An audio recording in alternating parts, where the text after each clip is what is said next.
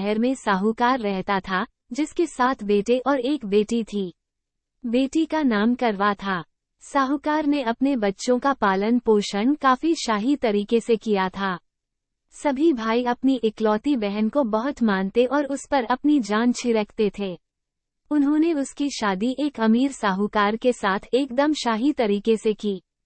एक दिन करवा ससुराल से अपने मायके आई। सभी भाइयों ने उसका जोरदार स्वागत किया। उन्होंने पहले अपनी बहन को खाना खिलाया और फिर खुद खाया। इसके बाद सभी एक साथ बैठकर बचपन की यादें साझा करने लगे।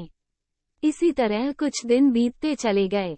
एक दिन शाम को जब करवा के सातों भाई अपने काम से घर लौटे, तो उन्होंने देखा कि उनकी बहन काफी उदास होकर बाहर बैठी थी। अपनी बहन करवा को उदास देखकर सभी भाई चिंतित हो गए। वो तुरंत उसके पास गए और उदासी का कारण पूछने लगे। इस पर करवा ने बताया कि उसने अपने पति के लिए करवा चौथ का उपवास रखा है और चांद के इंतजार में सुबह से ही भूखी प्यासी है। जैसे ही चांद निकलेगा वो उसे देखकर अपना उपवास तोड़ेगी। ये सुनकर भाइयों का भी मन उदास हो गया। वो सभी करवा के इस कष्ट को नहीं देख पाए, खासकर उसका सबसे छोटा भाई, जिसे करवा से सबसे अधिक स्नेह था। बहन को भूखा प्यासा देखकर सभी भाई कुछ ऐसा उपाय सोचने लगे, जिससे वो अपनी बहन का कष्ट दूर कर सकें। तभी उन्हें एक तरकीब सूझी। सभी भाई तुरंत एक पीपल के बड़े से पेड़ के पास पहुंचे। उनमें से सबसे छोटा भाई एक जलता हुआ दीपक लेकर उस पेड़ पर चढ़ गया और उसे एक छलनी में रखकर वहीं छोड़ दिया। इसके बाद पूरे गांव में हल्ला हो गया कि चांद निकल आया।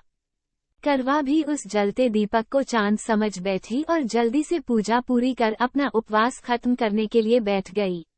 जैसे ही उसने खाने का पहला निवाला उठाया, उसकी नजर भोजन में पड़े बाल पर पड़ी। उसने तुरंत उस निवाले को अपने प्लेट से निकालकर दूसरी तरफ रख दिया। इसके बाद उसने दूसरा निवाला अपने मुंह में डाला, तभी उसके दांतों में एक कंकड़ आ फंसा। उसने झटपट उस निवाले को भी प्लेट से हटा दिया। इसके बाद उसने तीसरा निवाला अपने मुंह में रखा कि तभी उसे एक बुरी खबर मिली। करवा को पता चला कि उसके पति की मृत्यु हो गई। ये सुनते ही करवा पूरी तरह से टूट गई और जोर जोर से रोने लगी। कुछ समय बीतने के बाद उसे अपने पति के मृत्यु की सच्चाई का पता चला। उसे जानकारी मिली कि उसके भाइयों के कारण उसने दीपक को चांद समझ लिया था और अपना उपवास खत्म किया था। इस वजह से देवता नाराज हो गए और उसके पति को मृत्यु दंड की सजा सुनाई। सच्चाई का पता चलने के बाद करवा ने अपने पति का अंतिम संस्कार नहीं करने का प्रण लिया। देखते देखते 1 साल बीत गए।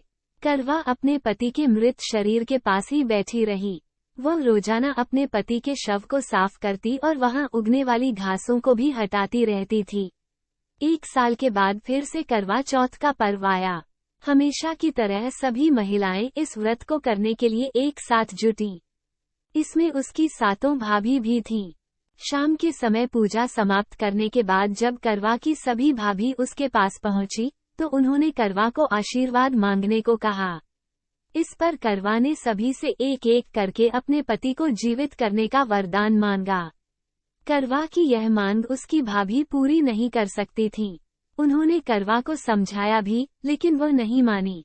फिर उसकी एक भाभी ने बताया कि उसके छोटे भाई के वजह से ही ऐसा हुआ है, तो उसकी छोटी भाभी ही इस स्थिति को ठीक कर सकती है। ये सुनकर करवा अपनी छोटी भाभी के पास गई और उनके पैर पकड़कर अपने पति को जीवित करने का आशीर्वाद मांगने लगी। पहले तो उसकी छोटी भाभी ने बहुत टाला, लेकिन अंत में उसकी छोटी भाभी ने अपनी तर्जनी उंगली को काटकर उसमें से अमृत की एक बूंद करवा के मृत पति के ऊपर डाल दी। जैसे ही अमृत की बूंद उसके ऊपर गिरी वो जिंदा हो गया और जय श्री गणेश के नारे लगाने पड़े। इस घटना के बाद से ऐसी मान्यता है कि करवा चौथ का व्रत करने से गौरी शंकर खुश होते हैं और महिलाओं के सुहाग की रक्षा का वरदान देते हैं। इस कहानी से यह सीख मिलती है कि इंसान को हमेशा सच्ची भक्ति से पूजा पाठ करनी चाहिए। अगर इसमें किसी प्रकार की कमी रहती है, तो उसके बुरे परिणाम भुगतने पड़ सकते हैं।